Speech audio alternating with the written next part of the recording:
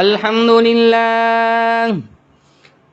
لله نحمده ونستعينه ونستغفره ونؤمن به ونتوكل عليه ونعوذ بالله من شرور أنفسنا ومن سيئات أعمالنا من يهده الله فلا مضل له ومن يضلله فلا هادي له ونشهد أن لا إله إلا الله وحده لا شريك له ونشهد أن سيدنا وسندنا وشفيعنا وحبيبنا ومولانا محمدا عبده ورسوله صلى الله تعالى عليه وعلى آله وعلى أصحابه وبارك وسلم تسليما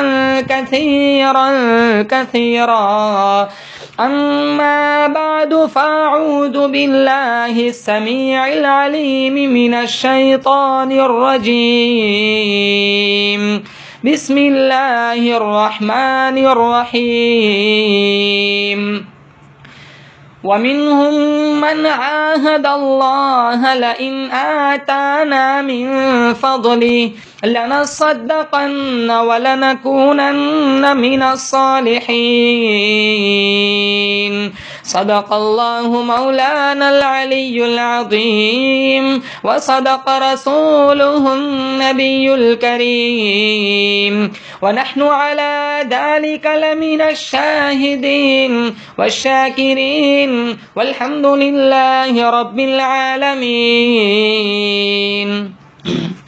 ایک دفعہ درود پاک پڑھے.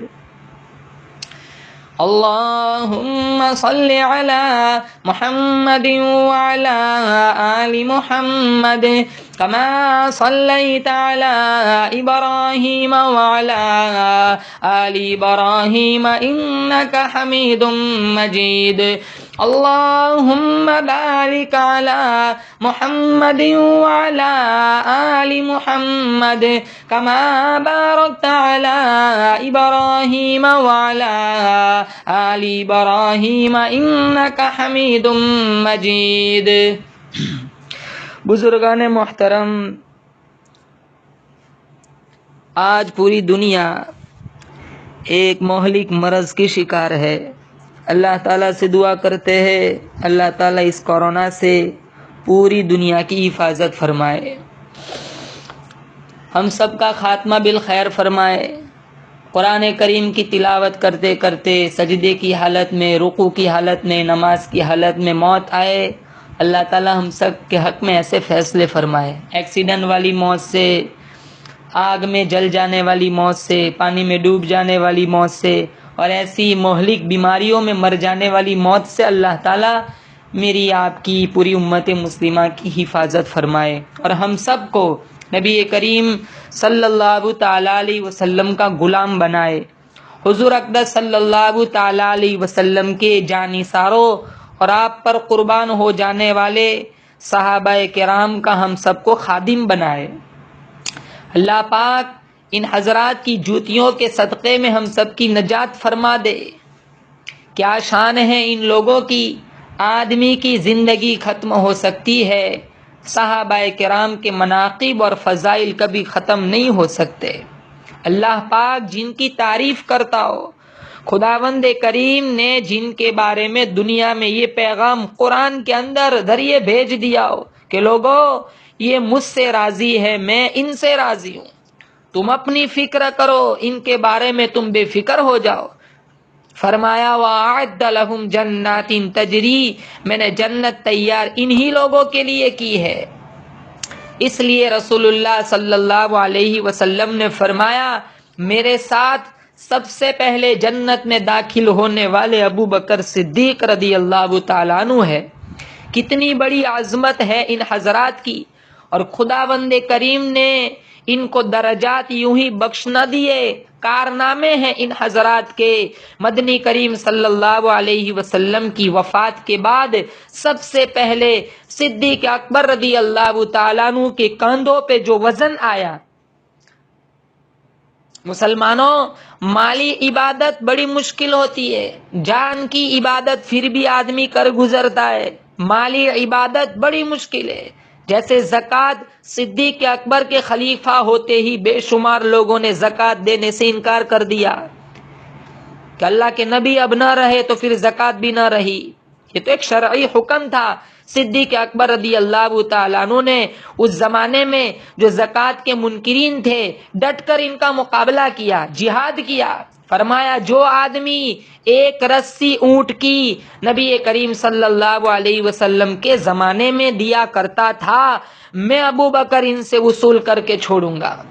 مالی عبادت کا مسئلہ بڑا ٹیڑھا ہوا کرتا ہے، اس لیے قرآن کریم کی ترتیب ہے، فرمایا بھی اموالکم وانفسکم، مال کی قربانی پہلے مانگتا ہے، جان کی بازی بعد کو لگواتا ہے۔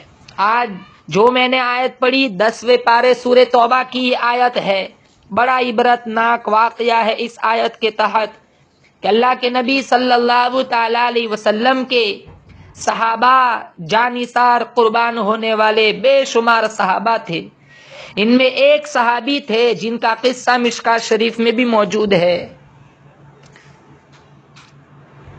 ثعلبہ بن حاطب انصاری نام تھا، ثعلبہ، غریب تھے، مفلس تھے۔ کئی آدمی ایسے تھے کہ ایک ایک تقریب میں، ایک ایک وقت میں 300 اونٹ ایک ایک آدمی نے دے دیے۔ عثمان ابن عفان رضی اللہ تعالیٰ عنہ گھر کا سارا سامان لا کر رکھ دیا، مگر ایک صحابی ہے اللہ کے نبی صلی اللہ تعالیٰ علیہ وسلم کی خدمت عالیہ میں حاضر ہوئے، نام ہے ثعلبہ۔ عرض کرنے لگے یا رسول اللہ، میں غریب ہوں، میں نادار ہوں، میں مفلس ہوں، میں مسکین ہوں، میرے لیے دعا فرماؤ، اللہ میاں مجھے مالدار بنا دے، مجھے تونگر بنا دے، مجھے امیر بنا دے، میں بھی بڑے چندے دیا کروں گا، جہاد میں بڑی امداد کیا کروں گا، صدقہ خیرات کیا کروں گا، میرا دل بڑا دکھتا ہے، دوسرے لوگ جنت خریدے چلے جا رہے ہیں، میں محروم رہ جاتا ہوں۔ امام الانبیاء محبوب کبریا حضرت محمد مصطفیٰ صلی اللہ علیہ وسلم نے ارشاد فرمایا، ثعلبہ غریبی اچھی ہے، تیری کوئی ذمہ داری نہیں، مالداری آئیں گی، بڑی بڑی ذمہ داریاں آن پڑے گی، رشتہ داروں کے حقوق، پڑوسیوں کے حقوق بڑھ جائیں گے، اعزاء اقربا کے حقوق بڑھ جائیں گے، محتاجوں غریبوں کے حقوق بڑھ جائیں گے، جہاد کے اندر تمہیں قربانی دینی پڑے گی، غریبی بڑی اچھی ہے، جانے دے۔ ثعلبہ کہنے لگے نہیں یا رسول اللہ، میرے ماں باپ آپ پر قربان ہو جائے، آپ تو میرے لیے ہاتھ اٹھا کر دعا فرماؤ، اللہ میاں مجھے دولت مند بنا دے، میں بڑی زبردست دین کی خدمت کیا کروں گا۔ امام الانبیاء محبوب کبریا حضرت محمد مصطفیٰ صلی اللہ علیہ وسلم نے بڑا سمجھایا، مگر حضرت ثعلبہ نے ضد کی، فرمایا میرے آقا میرے لیے دعا کر ہی دو۔ رحمت والے ہاتھ اٹھ گئے، پروردگار عالم کے حضور میں دعا مانگی، او میرے پروردگار، یہ غریب آدمی مالدار ہونا چاہتا ہے، تیرے دین و اسلام کی خدمت کرنا چاہتا ہے، بڑی بڑی قربانیاں دینا چاہتا ہے، تو اپنے خزانے سے اس کو مالا مال کر دے، اس پر اپنی کریمی فرما دے۔ چونکہ حضور اقدس صلی اللہ تعالی علیہ وسلم کے رحمت والے ہاتھ اٹھے، اللہ پاک نے کریمی فرما دی۔ اس کے پاس ثعلبہ رضی اللہ تعالیٰ عنہ کے پاس ایک بکری تھی، اتنے بچے بڑھے، اتنا گلہ ریوڑ بڑھا، اتنا اس کا اجر بڑھا، 1 سال کے اندر اس قدر اللہ نے برکت ڈال دی، کئی میل میں حضرت ثعلبہ کا ریوڑ بیٹھنے لگا، کئی میل میں ان کا ریوڑ بیٹھنے لگا، اتنی بکریاں ہوئی، اتنی بڑی اللہ پاک نے اس کو امیری دی، تونگری دی۔ حضور اقدس صلی اللہ تعالی علیہ وسلم نے جو مستقل زکوٰۃ وصول کرنے والے آدمی مقرر کیے ہوئے تھے، اللہ کے نبی کو پتا تھا، فرمایا او میرے قاصدو، او میرے عمالو، ثعلبہ کے پاس بھی جانا، اس کی تو بڑی تمنا تھی کہ میں زیادہ سے زیادہ خدمت کروں گا، جب مال آئے گا اللہ کی راہ میں دیا کروں گا، میں زیادہ سے زیادہ قربانی دیا کروں گا۔ اب اللہ تعالیٰ نے اس پر اتنا کرم فرما دیا، جاؤ اس کے پاس جاؤ، زکوٰۃ لے آؤ۔ اس نے تو بڑے بڑے وعدے کیا ہے، اس سے دعائے خیر کروا کر گیا ہے، اللہ پاک نے اس پر کریمی فرمائی ہے، جاؤ اس سے بھی جا کر زکوٰۃ وصول کر کے لاؤ۔ اللہ کے نبی صلی اللہ تعالی علیہ وسلم کے صحابہ حضرت ثعلبہ کی خدمت میں پہنچے کہ ہم قاصد ہیں، ہم نمائندے ہیں، ہمیں بھیجا ہے محمد عربی صلی اللہ علیہ وسلم نے، تو اس سے زکوٰۃ وصول کرنے آئے ہیں۔ ارے مسلمانوں، مال کا جو خاصہ ہے وہ تو ظاہر ہوتا ہی ہے۔ دیکھیے اللہ کے نبی صلی اللہ تعالی علیہ وسلم کا صحبت یافتہ حضور کا صحابی غریب تھا، امیر بنا، مگر دولت نے دماغ خراب کر دیا، نشہ چڑھا دیا۔ صحابہ کرام کو کہنے لگے تمہیں دنیا میں اور کوئی نظر نہیں آیا؟ مجھے سے تمہیں تکلیف ہے؟ ناک کے سیدھے چل کر میرے پاس چلے آئے ہو، آ گئے تم ٹیکس لینے، آ گئے تم مجھ سے ڈنڈ وصول کرنے، آ گئے تم مجھ سے زکوٰۃ وصول کرنے۔ تم کب سے انتظار کر رہے تھے؟ تمہیں اور کوئی اس حکومت میں ملا ہی نہیں زکوٰۃ دینے والا؟ میرے پاس مدینے سے چل کر سیدھے آئے۔ اللہ کے نبی صلی اللہ تعالی علیہ وسلم نے اللہ کے نبی صلی اللہ تعالی علیہ وسلم نے صحابہ کرام کو بھیجا تھا، ان کو تو جانا ہی تھا، لیکن ثعلبہ نے زکوٰۃ نہ دی، ٹال دیا۔ جاؤ آگے چلے جاؤ، واپسی میں آنا زکوٰۃ دوں گا۔ کہنے لگے جاؤ ادھر ادھر کہیں اور چکر لگا کر آؤ، میں سوچوں گا۔ صحابہ کو علم تھا یہ پہلے کیا تھا۔ ہاں ثعلبہ اکیلے نہ بھولے میرے بھائیوں، ہم سب بھول جاتے اپنی پچھلی زندگی کو۔ غریب آدمی پر اللہ میاں کرم فرما دے، پہلے جھونپڑی میں رہتا تھا، کوٹھی عطا کر دی، اب اگر کوئی کہہ دینا کہ تو جھونپڑی میں رہا کرتا تھا تو لڑنے لگ جاتا ہے کہ میں جھونپڑی میں کیوں رہتا، میں تو باپ دادا سے امیر چلا رہا ہوں۔ اپنی سابقہ زندگی پر نظر رکھوں گے، کبھی نہ بھولوں گے۔ اللہ میاں نے اگر کرم فرما دیا، اس کی کریمی کی قدر کرو، انعام کی قدر کرو، اس کی نعمت کی قدر کرو، مگر اپنی پچھلی زندگی کو نہ بھولو۔ مدنی کریم صلی اللہ تعالی علیہ وسلم کے صحابہ ادھر ادھر دوسرے آدمیوں کے پاس چلے گئے۔ آسمان سے جبرائیل امین تشریف لائے اور قرآن کی آیت نازل ہوئی۔ جبرائیل امین نے کہا یا رسول اللہ وَمِنْهُمْ مَنْ عَاهَدَ اللَّهُ، وہ لوگ جو ہم سے کل وعدہ کرتے تھے، ہمارے ساتھ بات کرتے تھے اور مجھ خدا سے وعدہ کیا۔ وَمِنْهُمْ مَنْ عَاهَدَ اللَّهُ لَئِنْ آتَانَا مِنْ فَضْلِهِ لَنَصَّدَّقَنَّ وَلَنَكُونَنَّ مِنَ الصَّالِحِينَ۔ اللہ میاں فرماتے بعض وہ لوگ ہیں ہم سے وعدہ کرتے ہیں، مجھ سے عہد و پیمان کرتے ہیں، اگر مال اللہ پاک دے دے ہم ضرور زکوٰۃ دیا کریں گے، صدقہ خیرات کیا کریں گے، اعزا قربا کے حقوق کو چکایا کریں گے۔ لَنَكُونَنَّ مِنَ الصَّالِحِينَ، ہم نیکوکار لوگوں میں سے بن جائیں گے۔ فَلَمَّا آتَاهُم مِّن فَضْلِهِ، جب میرا فضل ان کو مل جاتا ہے، جب مال ان کو عطا کر دیتا ہوں، جب دولت مند بنا دیتا ہوں، من فضلہ، جب میرا فضل ان کو مل جاتا ہے، بخلوا بہ، بخل کرتے ہیں، وتولوا، منہ پھیر جاتے ہیں، وہم معرضون، اور کہتے ہیں ہمیں دینے والا کوئی نہیں، ہماری چالاکی نے امیر بنا دیا۔ جبرائیل امین نے محمد مصطفیٰ صلی اللہ علیہ وسلم کو قرآن کریم کی آیت لا کر دی۔ سورہ توبہ کی یہ آیات ہے، حضور کی ذات اقدس پر جب اللہ کا قرآن نازل ہوا تو صحابہ کرام کے سامنے تشریف لائے، فرمایا ثعلبہ تو ہلاک ہو گیا، ثعلبہ تو مارا گیا، ثعلبہ تو ہلاک ہو گیا، ثعلبہ تو برباد ہو گیا۔ صحابہ کرام کا آپس میں بڑا پیار تھا، ایک دوسرے کی بڑی خیرخواہی تھی۔ ثعلبہ کیا ہو گیا؟ آخر تم نے کیا ظلم کر دیا؟ حضور نے فرمایا برباد ہو گیا۔ نبی کے منہ سے بربادی کا لفظ جس کے لیے نکل گیا اس کی تباہی میں کیا شبہ ہو سکتا ہے؟ صحابہ یہاں سے دوڑے ہیں اور جا کر کہنے لگے ثعلبہ کیا غضب کر دیا، کیا ظلم کر بیٹھا، ہم کالی کملی والے کی زبان سے سن کر آئے ہیں کہ تو ہلاک ہو گیا، برباد ہو گیا، کیا کر دیا، ایسا کیا ظلم کر بیٹھا؟ اب ثعلبہ کی آنکھیں کھلی، کہنے لگے ہاں اب سارا یاد آیا، غریب تھا، حضور کی دعا کا صدقہ تھا، اللہ نے مال دیا، مالداری آئی، جب مال آیا تو نشہ چڑھا، اور زکوٰۃ دینے کے لیے جب حضور کے عمال آئے تو میں نے ان سے ٹال مٹول کی اور میں نے ان کو زکوٰۃ نہ دی۔ پھر حضور کے پاس خدمت میں حاضر ہوئے، کہنے لگے یا رسول اللہ اس مال نے میرا دماغ خراب کر دیا، میں غریب، اچھا یہ سارا ریوڑ، ساری بکریاں، یہ جارے گائے میں اللہ کی راہ میں آپ کے حوالے کرتا ہوں۔ اللہ کے نبی کا چہرہ انور سرخ ہو گیا، فرمایا میرے اللہ نے مجھے ایک بکری بھی لینے سے منع فرما دیا۔ ثعلبہ رویا، دربار رسالت میں بیٹھ کر سر پیٹ لیا، ہائے میں برباد ہو گیا۔ اس لیے اللہ کا قرآن کہتا ہے انما اموالکم و اولادکم فتنہ، تمہارا مال، تمہاری اولاد تمہارے لیے فتنہ ہے۔ لا تہلکم اموالکم ولا اولادکم عن ذکر اللہ ومن یفعل ذلک فاولئک هم الخاسرون۔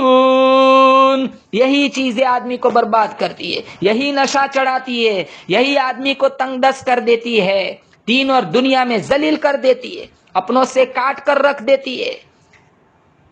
صحابی گئے، بکری کا بچہ دینے کو تیار نہ تھا، یہ سارا ریوڑ لے کر حضور کے دربار میں بیٹھے ہیں۔ حضور نے فرمایا ایک بچہ لینے سے بھی میرے خدا نے منع فرما دیا، روک دیا۔ ثعلبہ روئے مگر بنتا کچھ نہیں۔ حدیث پاک میں آتا ہے اللہ میاں نے بنی اسرائیل کے 3 آدمی تھے، آج بھی بہت سارے لوگ ایسے، اللہ نے دولت دی ہے، مال دی ہے، مال کا غرور ہے، پیسوں کا نشہ ہے، نہ زکوٰۃ دیتے نہ قربانی دیتے، بلکہ کتنے اس پوزیشن میں ہوتے ہیں کہ زکوٰۃ دینے کی کنڈیشن میں پھر بھی دوسروں کا زکوٰۃ کا مال خود کھاتے۔ وہ سمجھتے ہیں کہ ہم زکوٰۃ دیں گے ہمارا مال کم ہو جائے گا۔ میرے بھائی مال کم نہیں ہوتا، جو بچتا ہے وہ پاک ہوتا ہے۔ آج اچھا موقع ہے ہمارے پاس، لوگ گھروں میں قید ہے، کتنوں کے پاس راشن نہیں ہے، کتنوں کے پاس غلہ نہیں ہے، کتنوں کے پاس پیسے نہیں ہے، کتنوں کے پاس ڈھنگ کی 2 وقت کی روٹی نہیں ہے۔ اگر کسی کو اللہ نے خوشحال رکھا ہے، مال دیا ہے، پیسہ دیا ہے، روپیے دیے، تو اللہ تعالیٰ کی رضا کے لیے ان غریب دہلیز کو ڈھونڈے کہ جن کے گھر سے دیے بجھ گئے ہیں، وہاں جا کر ان کو راشن غلے کا انتظام کرے، عرش والا خدا راضی ہو جائے گا، عفو کا قلم پھیر دے گا، تمہارے پچھلے سارے گناہ معاف ہو جائیں گے۔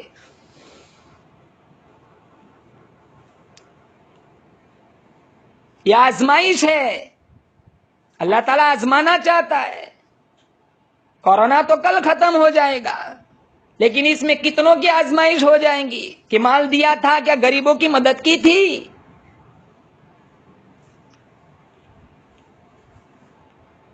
آج ہم عبادت سے دور ہوئے، ایسی حالت میں بھی دیکھو آج گھروں کا ماحول بھی ایسا ہی ہے۔ حالانکہ ہونا چاہیے تھا سارے گھر والے اکٹھے ہو کر روزانہ ایک ختم قرآن کا کرے۔ اب تو کیرم بورڈ چلتا ہے، لوڈو چلتا ہے، گیم چلتی ہے، فلم چلتا ہے، جو تو کر کے وقت برباد کرنا ہے، جو تو کر کے وقت بتانا ہے، کب 3 میں ہو جائے اور آ جائے اور ہم سارے باہر نکل جائے۔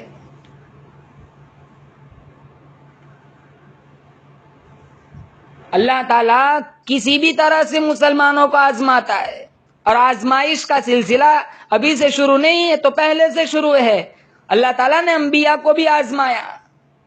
اللہ تعالیٰ کی آزمائش کے طریقے مختلف ہوا کرتے، وہ دیکھنا چاہتا ہے کون آزمائش میں پورا اترتا ہے اور کون ناکام ہوتا ہے۔ اللہ میاں نے بنی اسرائیل کے 3 آدمی تھے، اللہ نے ان کی آزمائش کی۔ ایک وہ تھا جس کو کوڑ لگا ہوا تھا، ایک وہ تھا جو گنجا تھا، اور ایک نابینا تھا۔ تینوں آدمیوں کی اللہ پاک نے آزمائش کی، امتحان لینا چاہا۔ فرشتے کو حکم ملا تینوں کے پاس جاؤ۔ سب سے پہلے فرشتہ کوڑی کے پاس گیا اور جا کر کہنے لگا کیا حال ہے تیرا؟